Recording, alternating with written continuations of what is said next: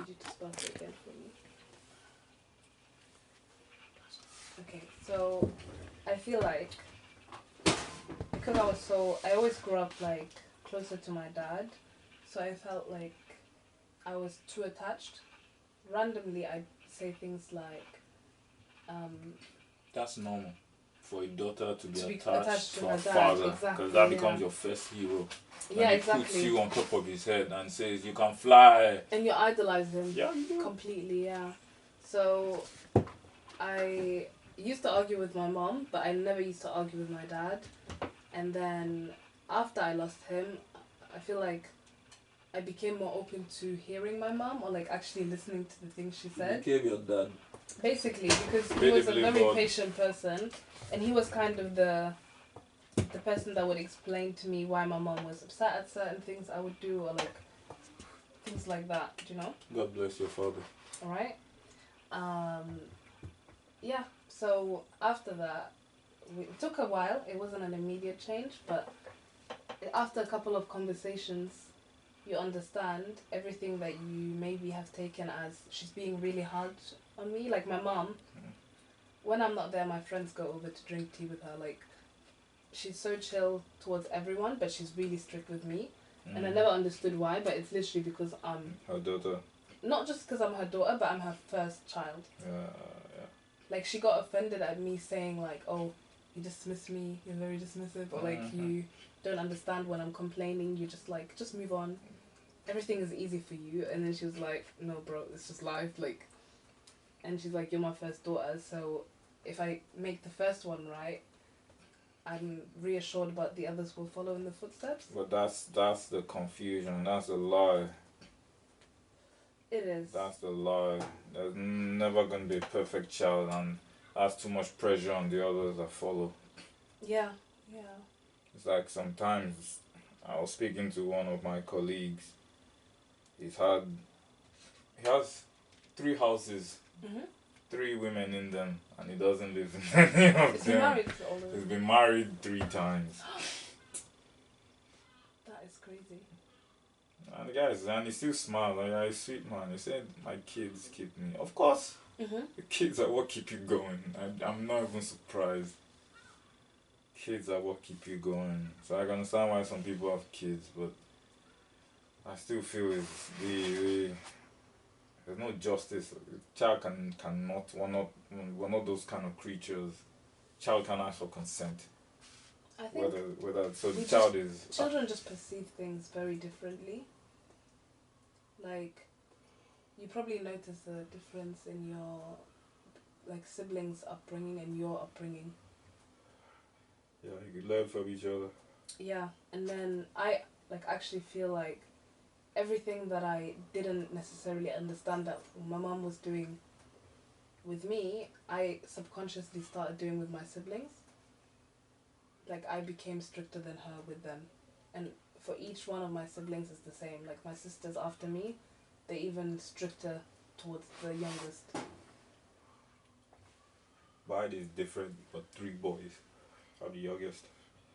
We all went boarding school, so I lived partially only child and doing boarding school. And like last child syndrome, everybody's tired. Yep. Because they're raising, so then you just adjust and you just stay in the background. You know, my sister, I actually understand her better now because she was the last child until she wasn't anymore.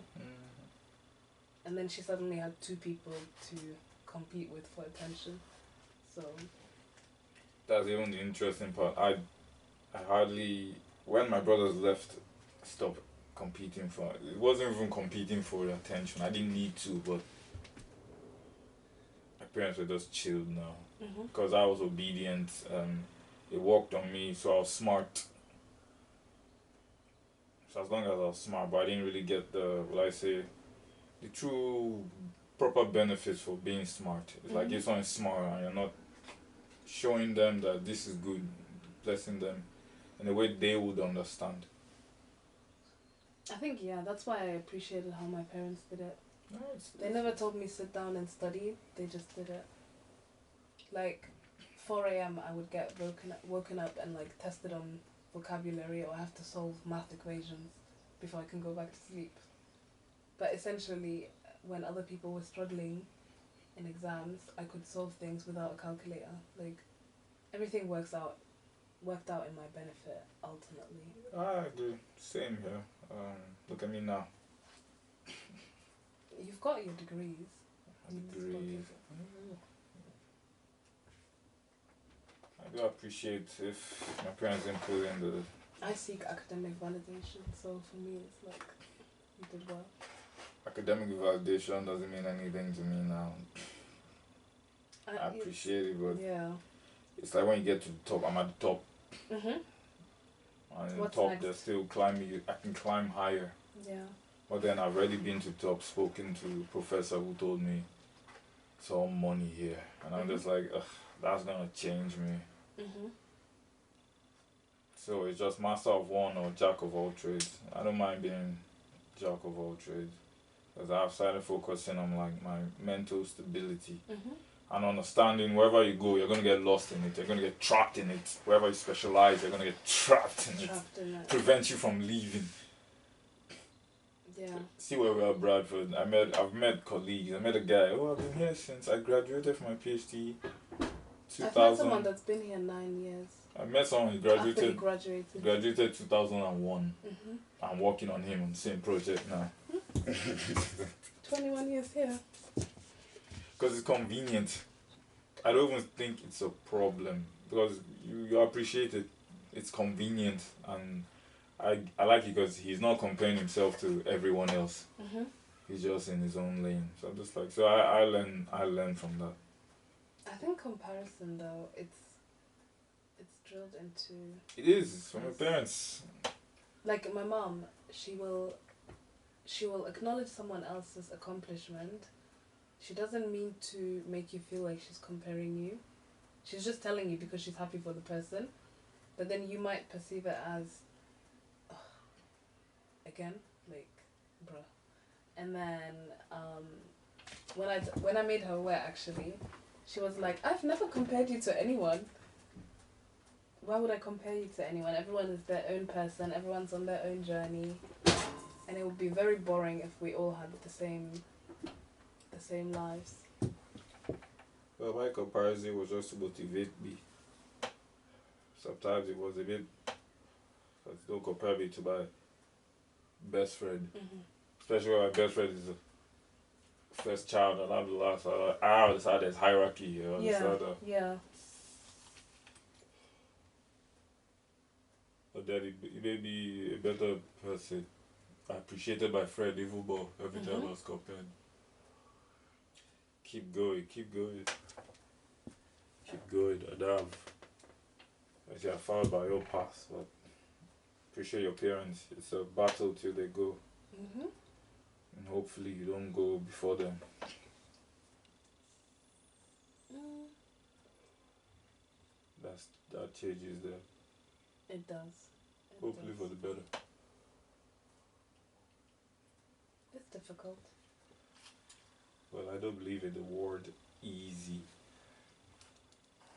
I believe in difficulty. Yeah. I believe it's a little difficulty. Excessive. They're all lessons at the end of the day. Mm-hmm. All trials. It's like even with the podcast is speaking out for the cowards. Understanding that you do need to break out of weakness. Mm. Fear is understandable, but it shouldn't stop you from moving. You can't just be stuck in the same place. You have to go. Don't be afraid of failure. I think it's just Stand up because it's again. not normalized. No one ever likes to talk about failure, but it's there. It's essential now because most successful people, they do say it, everyone with the I failed, but kept going. I know, but I'm talking about like the people that you actually have in your life, or like, I don't know, the people around you, the people you see in uni, things like that. They're less likely to talk more openly about failures. Like, how many people do you meet that are like, "Oh, I'm doing, like, I have to reset a module," or like, I'm repeating a year or whatever. Like, Well, I'll say everyone's journey is different. exactly. I spend time socializing, meeting people. I met people from every continent. Mhm. I met someone who's been to Antarctica. Mhm. So I made the effort. I looked for who was willing to speak. And the only way to get that is to speak out and see those who come to you because they appreciate you speaking out. Yeah. If that makes any sense. And so you have to attract people as opposed to go to meet. You have to make the effort. It's a gamble like everything else. Like going to sleep. It's a gamble. Waking up is a gamble. But who am I to say which life you should live? You should live by. You should live through. Mhm. It's hard. I don't know. It is. It is. As I could say, the failures in my life have helped me tremendously. Mhm. I can't say I wish I didn't fail then because I wouldn't have learned from the failure. Experience is the best teacher. It is. Yeah. Rather hard, cold, smooth.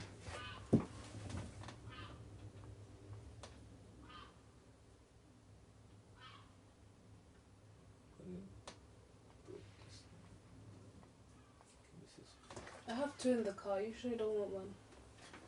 I like to gamble with life. Makes sense. I do this, so I just have to accept it.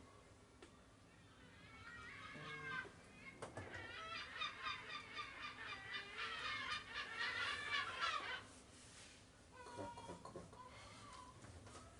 So that's certain questions, specific, specialized. How do you feel about nappies and diapers? In what context? Because we don't call them that. For example, What do you call when it? you do them in, if you do it for care work or support work, you don't call it that. We just call them pads. Pads. Mhm. Why? To preserve their dignity. Some of them might feel ashamed. Some don't want to wear them. Some dementia people try to take them off, wash them, all sorts of things. Yo, personal space. Try to take them off. You know, the first time I worked as a healthcare assistant, up until that day I never had to assist someone with showering, personal care. I got my way at work because I knew the manager of the place, the owner of the place, whatever. I got my way. So you're the 1%. And I was the youngest. You're the 1%. So I was doing them a favor by doing all the other things, but just Admin, I guess. yeah, like, or even with the people, I'll make food for them. I'll take them on walks. I'll do everything else. I just won't clean you. Not out of disgust, not out of anything. Just I have a sensitive stomach and I will probably gag or throw up. Okay. And I've realized I've been trying to suppress it a lot at work to avoid making them uncomfortable, but in the process I make myself more sick. Anyways, there was a son. I was kind of getting a bit uncomfortable working there a little bit because him and his mum didn't have the best relationship. He was adopted. And she was always really hard on him, whatever. So now he's like the only one that's taking care of her. Her other actual 2 biological kids don't. And he lives with her, like everything. And he came to me one day and he just like started crying. And I was cooking, so I was like, oh, are you okay?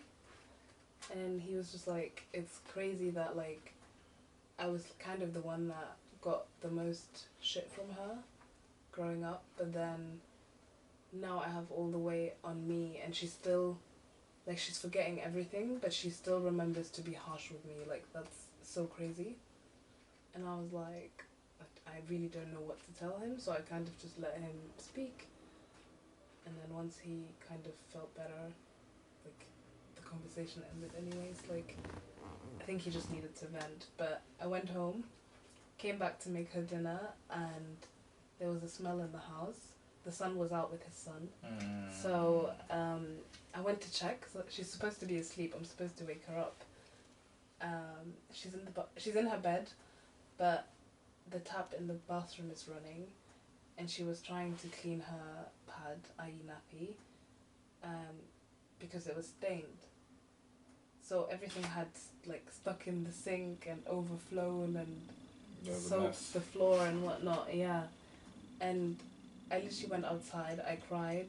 I went back inside, and then I cleaned up because I was like, if this was someone I knew, I would want someone to take care of them in that situation. But that was the last day I went there. Never again. Never again. Shout out to you though. You still took your. It was just that day, like. It's a scar now. Something you probably won't forget. No, when I was crying, I called my manager. I was like, I can't believe you would do this to me.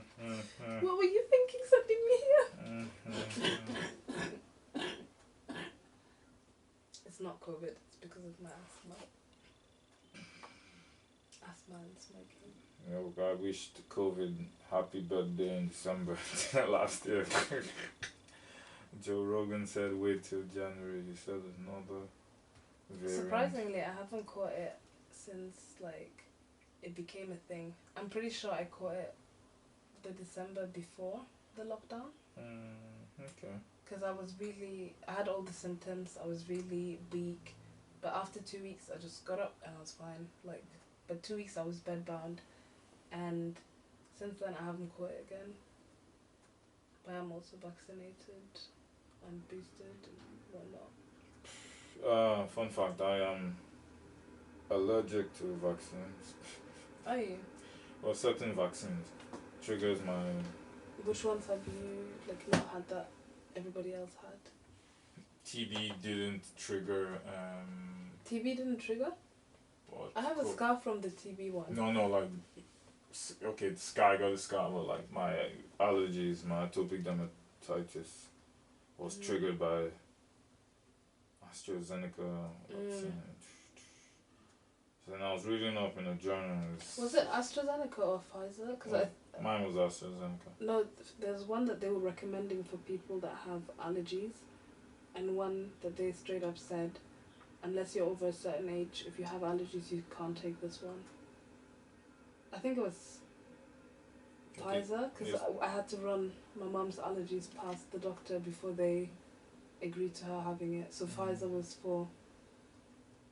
Astra got pushed to the side, so probably from the. I refuse to take the AstraZeneca. I don't know why, but from the get-go I was like, yeah, Pfizer I'm sticking with. Well, it did help me, well, I say, reflect on some of my scars, because it just took me back to kidulthood, you'd say. Of being that kid, I'm scratching my back on the walls, because you know how the paints are prickly, just a scar. And you just see me, everyone like, what's wrong with him? I'm just trying to find my allergies. And me understanding that because I was younger, it's more violent. And me also learning that I got it. And you're less likely to sort of suppress the urge to scratch. Yeah. Me also learning that I got a sense of depression. It was a specialized sense, and I'm just understanding, okay, it brought peace in my heart, you know. Just like, okay, your behavior was normal. That's how you should have been. So all the comments I used to get, all the situations, even in high school, there was a time we used to have bunk beds. So they painted the floor. The smell from the paint, because my allergies to just react. Fled it up. Yeah, well. like. Oh, goodness. Also, like, there was a time my dorm captain was drying his clothes with the fan. Got my allergies. Sometimes I eat some. It used to be dairy, but sometimes it's not even dairy. Allergies flare up. And you can develop new ones with time. Yeah. Hay fever just makes it flare. I've found peace with it. My mom is like, no, damn, you say you don't have these things. I'm like, I'm at peace with it now. I'm at peace with it now. I feel like that's usually the the defining factor. Like once you're aware of why things happen, or like once you're just aware of something, it takes so much pressure off you. Like, yeah, I think it would solve a lot of issues.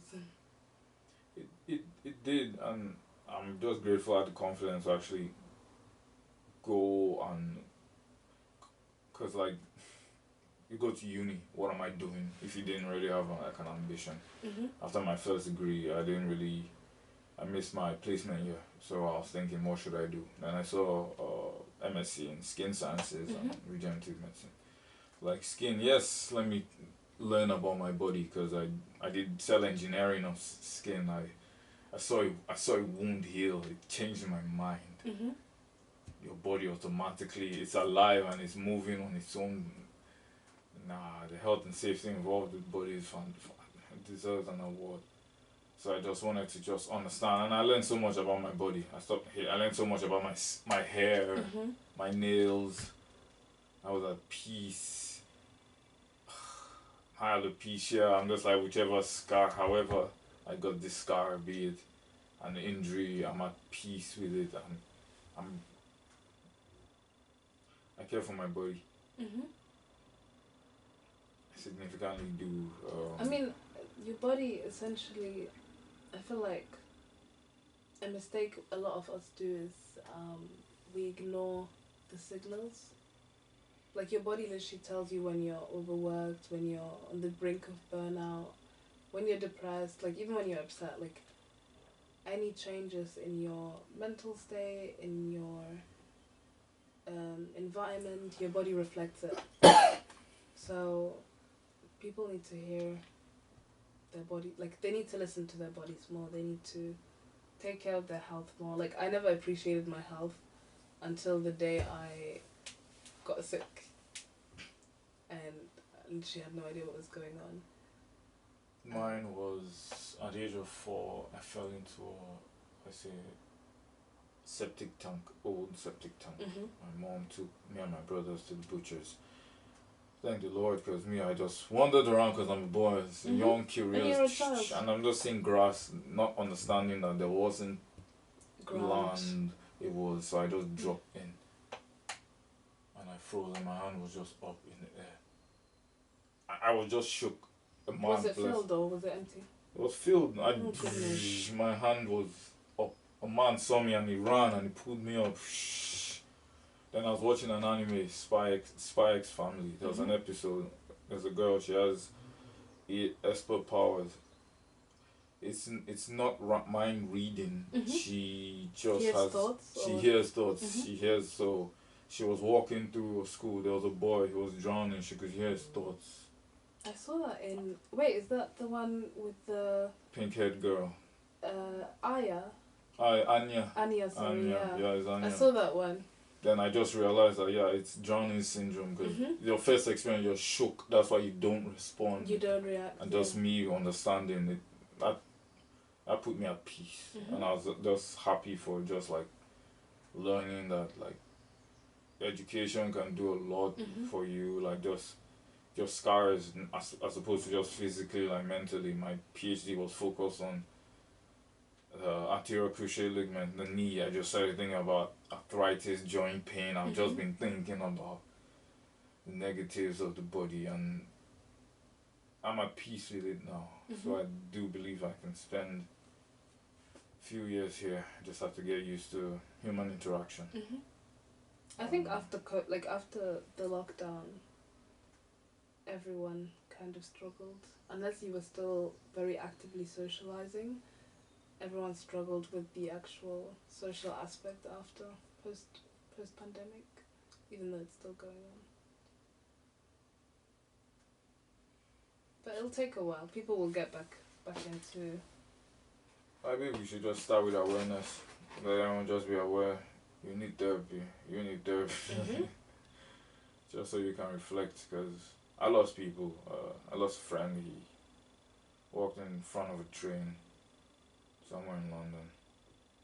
Oh, God. Yeah, and I learned this like few days before my birthday. And I was just like, oh my During the god. pandemic? No, it was ending. It was last year. Oh my god, that's Yeah, insane. and it was in September. They're trying to keep it low. My sister had she had a friend that, like, her best friend at uni. It's her first year. They were living in the same accommodation but not same apartment. But they were sort of like a really close group of three because it's lockdown. They weren't necessarily breaking the rules by going to, I don't know, events and things. So a very close knit group, and one day her friend just committed, and it was a shock for everybody because everybody said the same thing, like, throughout. She seemed like super happy, even though everybody else, like, around her was getting depressed about lockdown, not having the same uni experience as everybody else, blah blah. But people just need to be